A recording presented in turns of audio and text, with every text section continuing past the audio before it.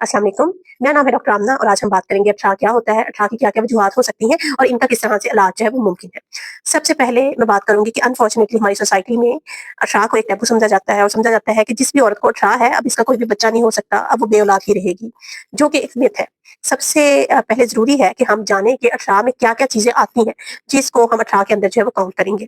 और कोई भी हेल्दी प्रेगनेंसी के लिए ज़रूरी है कि हमें पहले से वजह मालूम हो कि अठरा की वजह क्या है।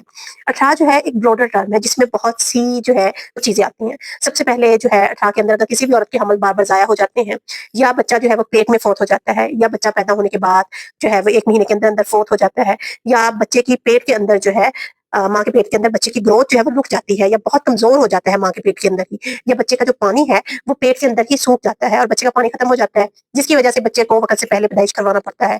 ये भी अठरा के अंदर आता है। इसके अलावा अगर बच्चे जो हैं वो वक़्त से पहले पैदा होते रहे 7वें 8वें महीने में, तो ये भी अठरा के अंदर आता है। इसके अलावा अगर बच्चे के अंदर कोई भी बनावटी नुक्स है, तो ये भी अठरा के अंदर आता है।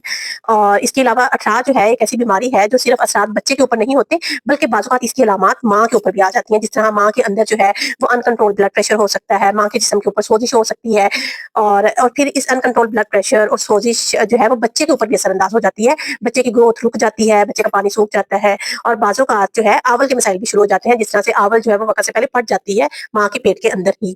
तो ये सारी वो चीज़ें हैं जो कि अठरा के अंदर आती हैं। अब अठरा का इलाज मुमकिन उसी वक़्त है जब हमें इसकी वजह मालूम होगी और इसकी वजह जो है मालूम करना वो बहुत